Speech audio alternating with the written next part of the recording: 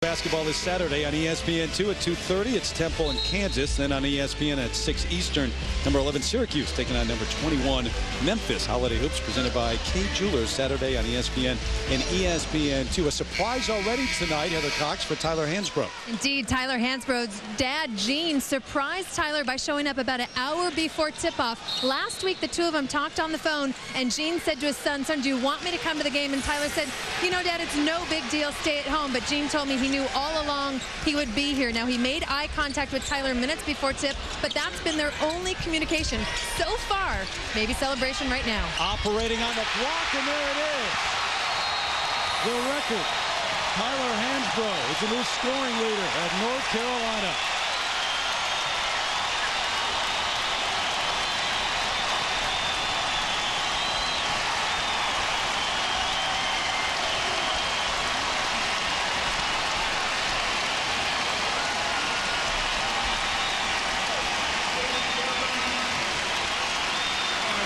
With that basket, Tyler Hansbrough is now the all-time leading scorer in basketball history.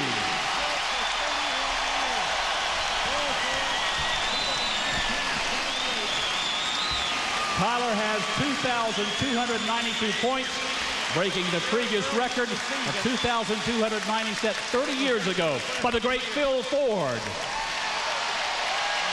Ladies and gentlemen, at this time, let's welcome back to the Smith Center the 1978 National Player of the Year. And now an assistant coach, Phil Ford, after he did it.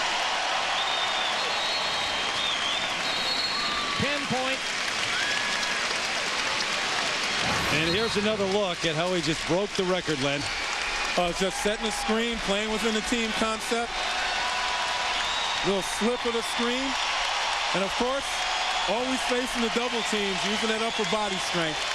How characteristic. It wasn't a three. It wasn't an easy layup.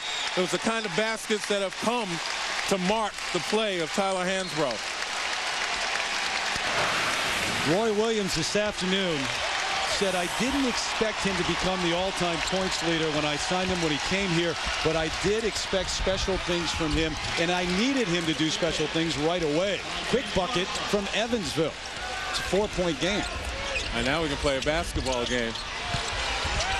Hansbrough's not done. Contact and a jump ball is called. Well, they are making him work for everything he gets tonight. I don't think they have to make him work. He's going to do that regardless. But certainly Evansville is making it a challenge. And there's the list.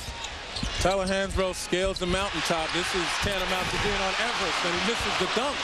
After the steal, down to the floor. That's a tough place to be with that man. And it looks like he's got even more energy now that the record is done. I mean, he has been so active. I mean, he's possessed right now. See right there, there's the steal. He goes up and just maybe a little bit too far under the basket. I guess the adrenaline rush with Tyler begins now. He wants to increase the distance between him and Phil Ford in the numbers. But he wants to win this basketball game. That's what it's about. He'll take a seat right now to a standing ovation here in the Smith Center.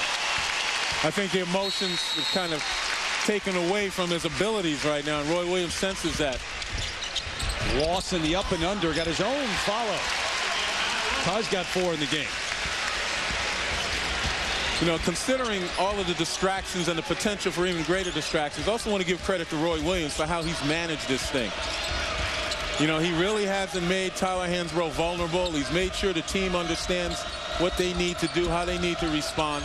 And I think for the most part, everything's worked pretty well, except Evansville isn't being compliant. They're out here playing their tails off. Holsinger with the miss, and they set up the offense at this end for the heels. Inside out, Ellington. Nice dish to Thompson, the lay-in. Until that bucket, it was like someone took a pin and just took the air, just deflated this entire building. Hansbrough gets the record and then goes out and sits down, and everybody kind of sat down with it.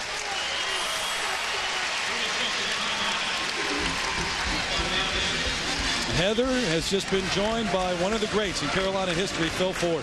Certainly a very familiar face here in town, Phil Ford. For 30 years, you held this record until about 5 minutes ago. Now, during those 30 years, did you ever believe the record would be broken? Well, honestly, it's not something that I really thought about a lot. You know, had guys like Lenny Rosenbluth and Billy Cunningham and Charlie Scott been able to play for 4 years, I probably would have never been the scoring leader, or guys like Michael Jordan or Antoine Jameson stayed in school, I probably wouldn't be the scoring leader now. So it's very ironic that I stayed it as long as I did. But, you know, Tyler's a great player. I've enjoyed watching him this last 4 years, and he's a fantastic person, so I'm just happy I could be here. Now, physically, you two very different players, but from the players I've talked to that know both of your games, they say physically, yeah, you're different, but mentally, there's that same intensity, that same determination. Where do you see the similarities between you two? Well, I'm not sure how many people Tyler would outrun in a foot race, and I wouldn't outrun a lot of people either, and I'm not sure how many people he would outjump, and I've never dunked a basketball in my life, but what I tried to do was play as hard as I could every night and do what Coach Smith said, and I think that's what he tries to do too. He listens to Coach Williams and plays as hard as he can every night. Well, 30 years holding that mark, very impressive. I know Tyler's proud to have you here. I'm proud to be in the same breath as he is. Thanks for joining us. All right, Heather, Kevon Lacey with the jumper. That was a deuce. It's a 6-point game. Check that. Now 31-22. Green with the jumper.